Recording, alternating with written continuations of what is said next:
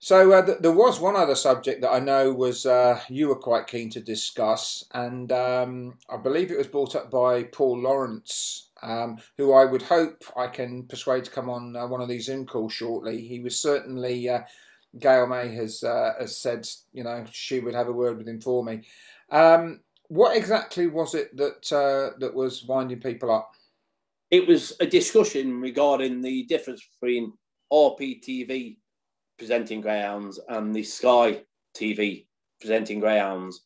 And I think the crux of it was that the Sky TV, it looks like it's just an infill, the greyhounds are, and the presenters don't really know too much about greyhound racing. And not making light of the greyhound racing, but just having a joke, etc.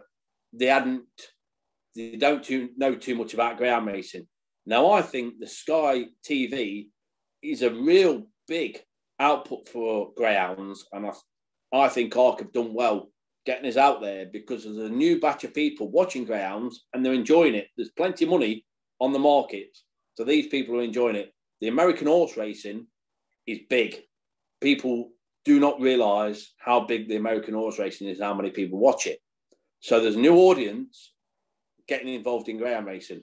We need to show the greyhound racing in a good light with people who understand greyhound racing. So whether they have an extra specialist, I think when the bookmakers realise there's a market for the greyhound racing, they might say, look, we need to have somebody on there who's going to speak a bit more about it. Whereas on RPTV, for me, you do have some experts on there, not all experts, but they do have some experts on there who discuss things in a professional way about the actual breeding or the speed or the times. But there's only a greyhound follower or fanatic or somebody who enjoys it watch RPTV. Yeah. So you've got a different type of person. The RPTV, if you don't fully know what they're talking about, the presenters, you'll know yourself anyway. So I watch RPTV and I even turn the volume off sometimes if certain people are on there, and I'll just watch races or I'll just turn on just for a race. So I'm not worried what their panel. You're not going to tell me which ones? No. So I upset people enough without mentioning people's names. So with the Sky Sports, you've got people who are on there who aren't greyhound people who need help. So you do need an expert on there to explain why somebody's a favourite, how the race is going to pan out, something's got early, going to lead, something will come after it. Help them out and let them understand the form.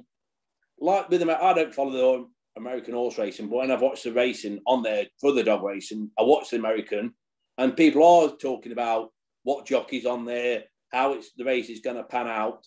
They need to do that for the greyhound racing. And I think the difference is, at the moment on the Sky, they're not doing that.